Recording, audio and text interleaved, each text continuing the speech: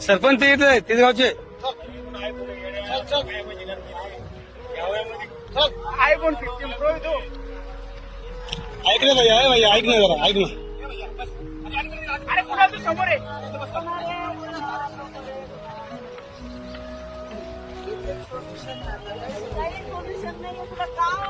ऐक ना भैया ऐक ना जरा ऐक ना आमचं अरे ऐक रे रे बाबा तू मारल्यानं कोणाचं मोठं नाव होणार आहे.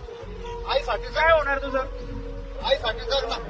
अनेकांच्या सोशल वेबवर ह्या मुलाचा व्हिडिओ किंवा फोटो व्हायरल होताना दिसतोय.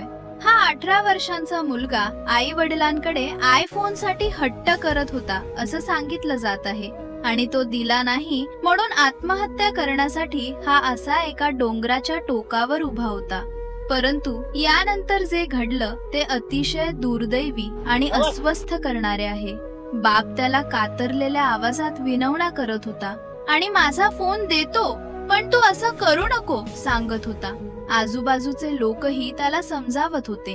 अरे आईकडे बघ, आईसाठी तरी असं काही करू नको असं सांगत होते. त्यावर हा महाशय हात पसरून आता यावर काहीच सोल्युशन नाहीये असं सांगत होता आणि एक एक पाऊल मागे सरकत होता. सर्वांनी सांगूनही त्याला आई वडिलांची दया आली नाही आणि मागचा पुढचा काहीही विचार न करता या मुलानं स्वतःला खोल दरीत झोकून दिले. त्याला वाचवायला गेलेले वडीलही खोल दरीत खाली पडले आणि त्या पाठोपाठ त्याच्या आईने सुद्धा उडी मारली आणि एका मामूली कारणासाठी एक अख्खं कुटुंब उद्ध्वस्त झाले. मित्रांनो, एका मोबाईलची किंमत आई वडिलांच्या जीवापेक्षा जास्त ठरली. काय म्हणायचं या घटनेला, कसं बघायचं या घटनेकडे, कसं विश्लेषण करायचं. समाजातून उलटसुलट आणि तिखट प्रतिक्रिया उमटणे स्वाभाविक आहे.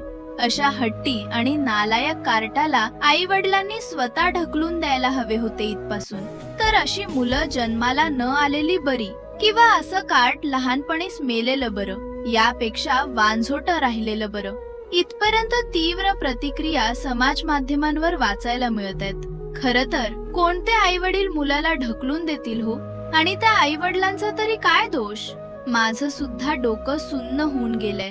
समाज व्यवस्था आणि कुटुंब व्यवस्था किती बिघडलीय आणि आम्ही मोबाईलच्या किती अधीन झालो आहोत याची आपल्यालाही कल्पना नाही. व्हिडिओ पाहताना सर्वांच्याच काळजाचा थरकाप उडाला असेल. तो व्हिडिओ पाहताना प्रत्येकाला भीती आणि काळजी वाटत होती. त्याचबरोबर त्या मुलाचा प्रचंड रागही आला. एका क्षणात मुलं अशी टोकाचा निर्णय घेतात आणि मृत्यूला कवटाळतात. यासाठी आपण जन्माला घालतो का मुलांना आणि लहानाचं मोठं करतो.